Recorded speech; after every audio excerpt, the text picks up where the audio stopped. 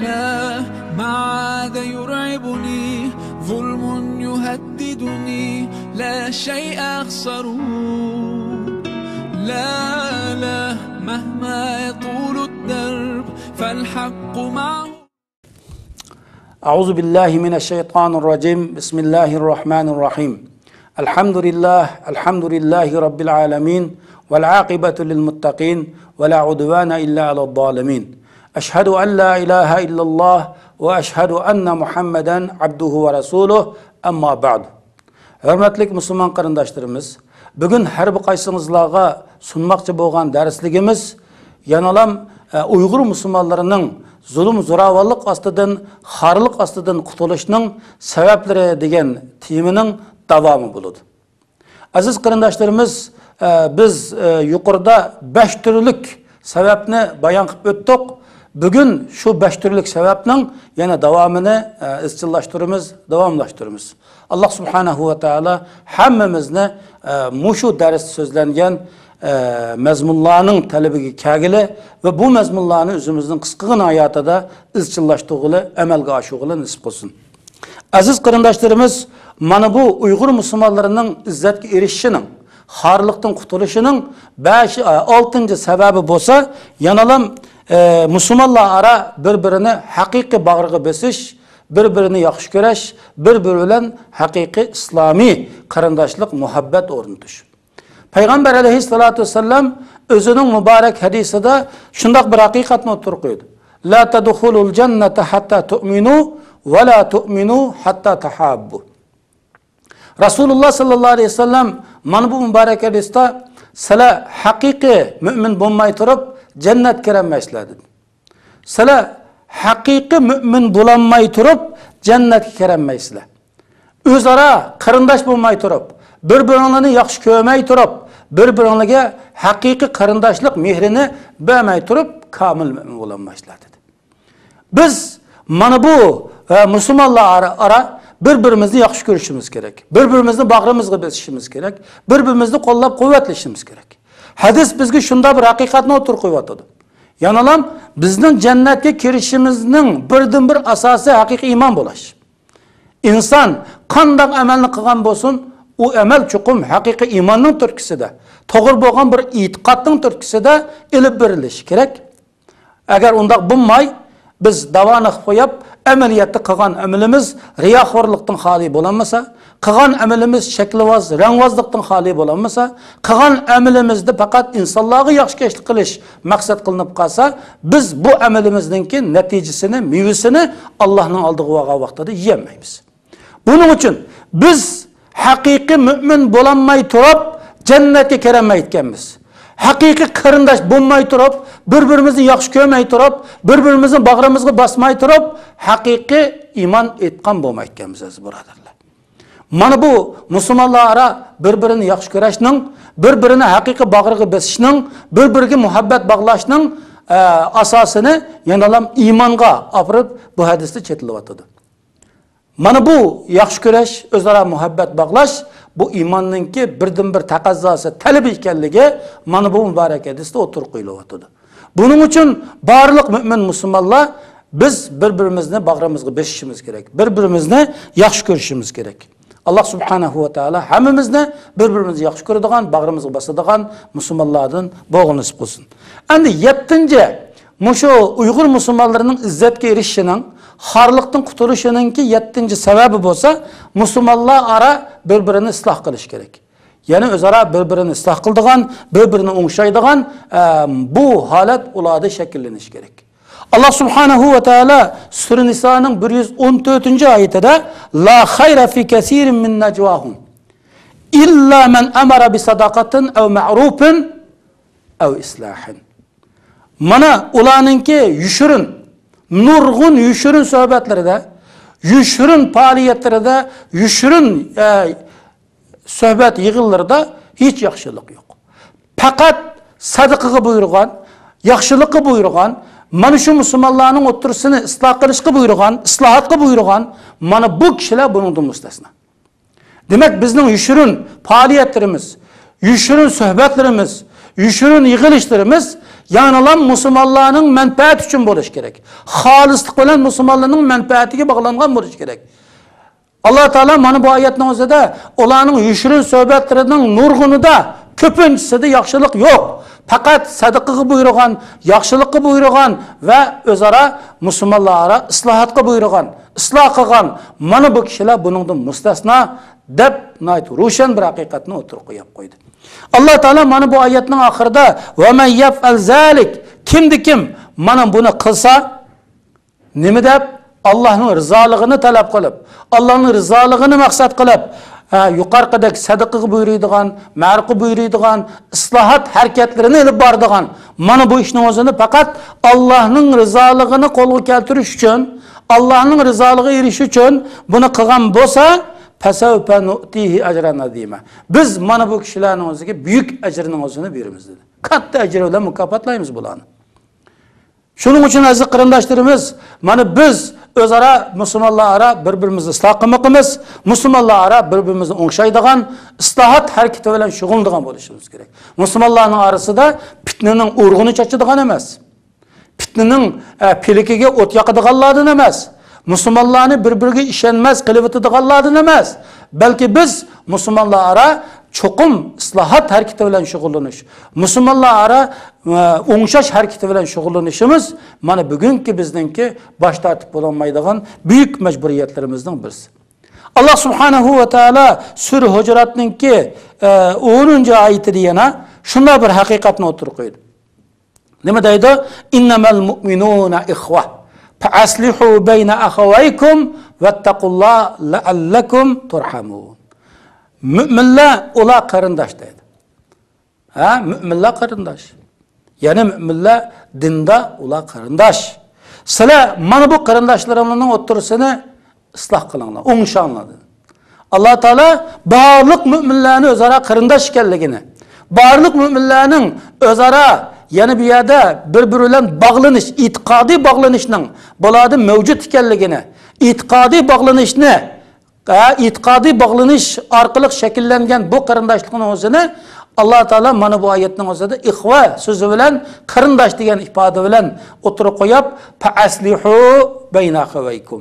Salam mana bu diniy qarindoshlaringlarning, islomiy qarindoshlaringlarning o'tirisini o'ngshanglar. Ularni isloh qilinglar. Vattaqulloha la'allakum turhamun. Salam haqiqiy shafqatga erishishing uchun, rahmat qilinishing uchun Allah'tan qo'rqinglar dedi. Aziz qarindoshlar, biz davomliqda musulmon qarindoshlarimizni o'tirisini isloh qiluvchilardan bo'laylik. Musulmonlarning o'tirisida ziddiyat, bo'linishlarga sabab bo'luvchilardan emas, fitnalarga sabab bo'luvchilardan emas, balki islohotga sabab bo'luvchilardan bo'laylik. Umlik ittifoqliklarga sabab bo'luvchilardan bo'laylik. Biz mana mushu islohot harakatini o'zimizning qisqagina hayotida amalga oshiruvchilardan, izchillashtiruvchilardan bo'laylik aziz birodarlar. Mana bu Uyg'ur musulmonlarining izzatga erishishi, zulm, zo'ravonlik ostidan qutulishiningki 8-sababi bo'lsa, musulmonlar ara bir-biridan yani o'chkiradigan bu adovatni yo'qotish, o'zaro bir-birini masxir qiladigan, ko'zga ilmaydigan bir xil masxirvozlik tabiatini yo'qotish.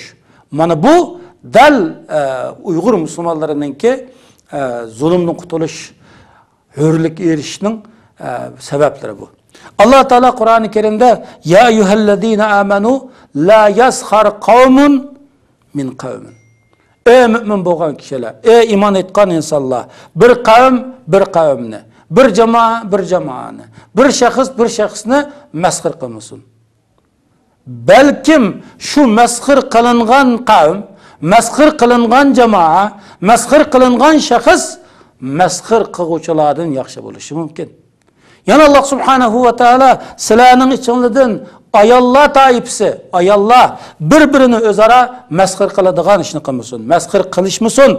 Masxir qilinguvchi ayol masxir qiluvchi ayoldan yaxshi bo'lishi mumkin dedi. Musulmonlar bir-birini masxir qiladigan, bir-birini mansitmaydigan, bir-birini ko'zga ilmaydigan, bir-birini haqorat qiladigan mana bu yomon illatdan saqlanmoq lozim.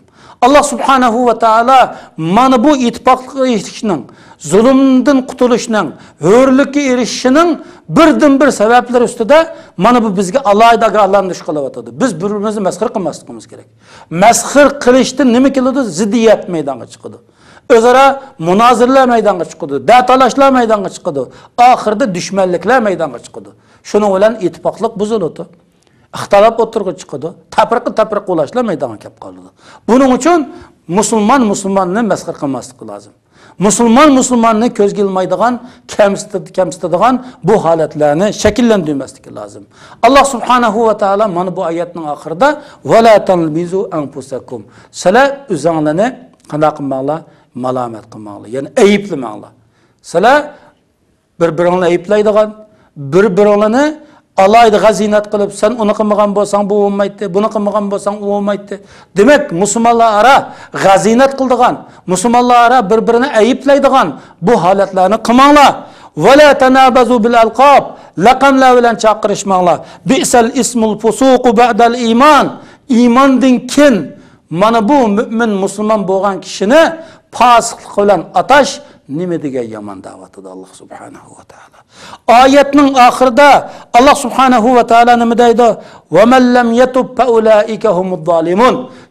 Kim mana bu jinoyatlarga tavba qilmasa, mana bu insonlar haqiqatan zolim insonlar bo'ladi.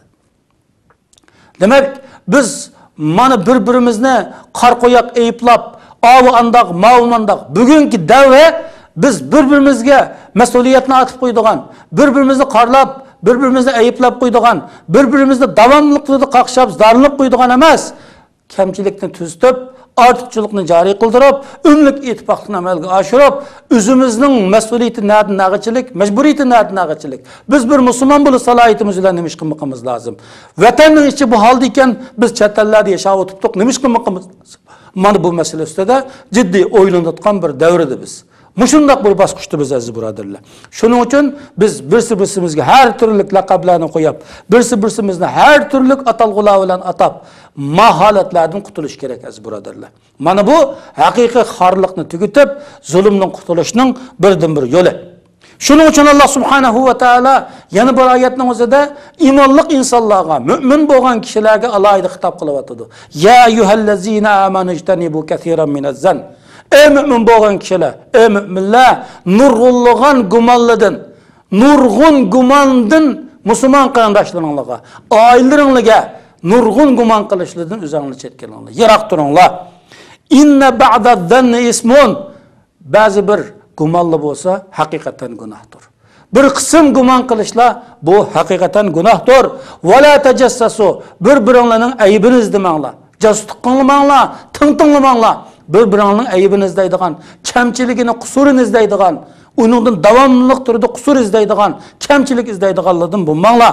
Va la yaghtab ba'dukum ba'da.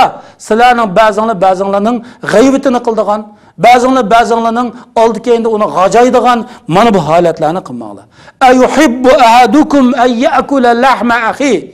Sizlarning beringlar bir musulmon qarindoshining go'shini o'lik holatda uni o'lgandan keyin yeyishni xohlamdi. Takarih tumuhu, sizlar hargizmi xohlamaysizlar. Anda bo'lgan ekan vattaqulloh innalloha tavvobur rahim. Allohdan qo'rqinglar. Alloh subhanahu va taolo mana bu ko'p tövbelarni qabul qiluvchi zotdir dedi. Oyat bizga shunda bir haqiqatni o'tirib qo'ydi. Birinchi, yomon gumon qilishdan cheklab o'tdi. Musulmon qarindoshlarimizga aldirabdan har turli gumon bilan iftirolarni, tuhmatlarni otib qo'yashdan, ularni qarlab qo'yashdan, u tuhmat sabablik ularni har xil oyoq-bo'yoq qilib o'tishdan saqlanish. İjtani bu buyrug'i bilan Alloh subhanahu va taolo mana bu musulmonlar ara musulmon qarindoshlaringizga aldirabdan gumonxo'rlik qilishdan Alloh taolo alohida yondirib o'tdi. Aningdan keyin Alloh subhanahu va taolo nima da'vatidi? Inna ba'daz-zanni ismun. Haqiqatan bir qism gumonlar bu jinoyat bu. Bu gunoh bu. Deb bo'lib vala tajassasu, bir-biringlarning aybini izlamanglar. Bir-biringlarning kamchiligini izlamanglar. Vala yaghtab ba'dukum ba'da, g'iybat qilmanglar.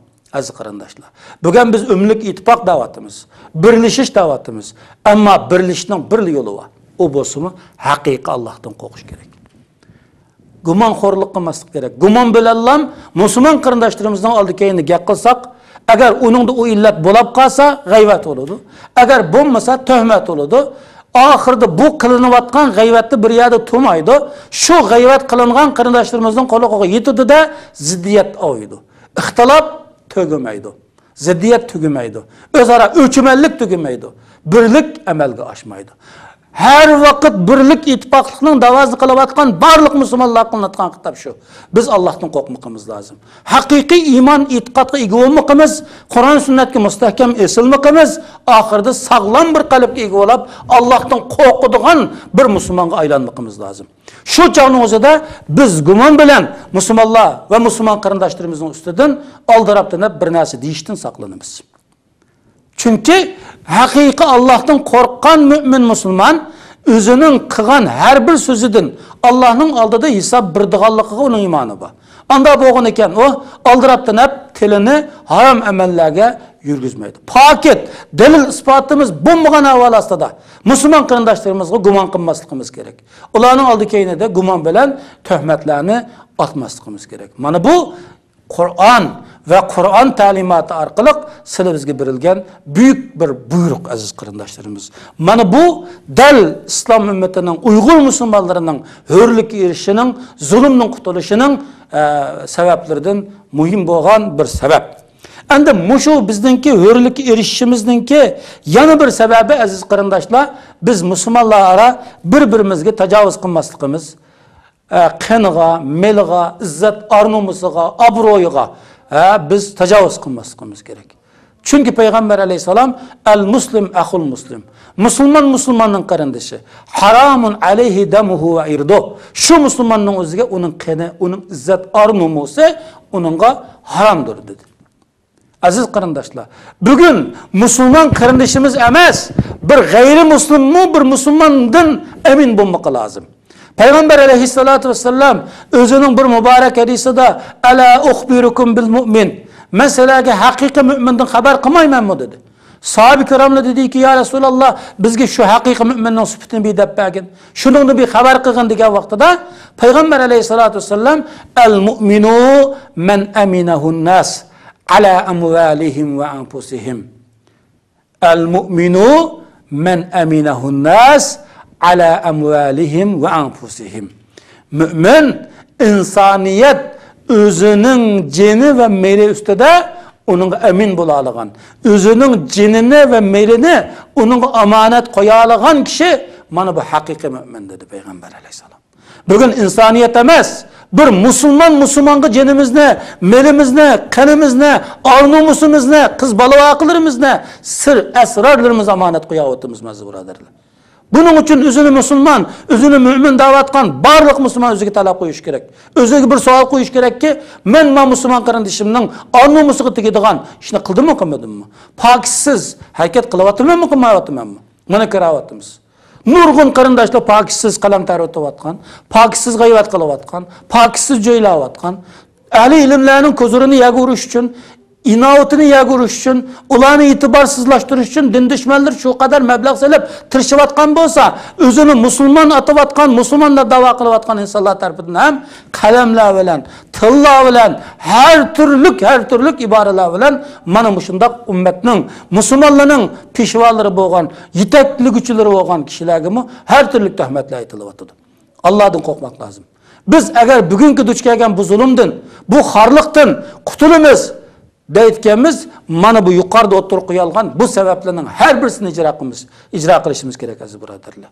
Mana bu sabablar bizning izzatga erishishimizda oldingi bosadigan sabablar aziz birodarlar. Biz musha sabablarning har birisini o'zimizning hayotda amalga oshirsak, her bir qadamni mana yuqoridagidek biri ish egilariga topshirsak, Qur'on sunnatning ta'limoti asosida yo'l tutsak, biz dinga sodiq bo'lsak, Allohning dini, Allohning payg'ambari Qur'on hadisga sodiq bo'lsak, o'zaro umlik ittifoqni amalga oshirsak, musulmon qarindoshlarimizni kamsitadigan, masxir qiladigan bu sifatlardan yiroq tursak, musulmon qarindoshlarimizga yomon gumon qiladigan, yomon gumon qilish sababidan ularning aybini qazib, bazaga soladigan bu xil yomon illatlardan yiroq tursak, hakikaten biz Allah'tan korkan ve korkuduğun sabır kalbini özümüzde mücessem kılsak, inşallah biz zulm ve zoravallıktan qutuluş, haqiqiy o'rlikka erishish uchun oldingi shartni hozirlagan bo'lamiz. Allah subhanahu va taala barliq Uyg'ur musulmonlarini mana biz bu darsimizda birinchi, ikkinchi va bu uchinchi darsimizda o'ttirg'i qo'yilgan tamomiy sifatlarni, tamomiy sabablarni o'zida izchillashtiruvchilardan bo'g'il nisb qilsin. Va axiru da'vana anil hamdulillahi robbil alamin.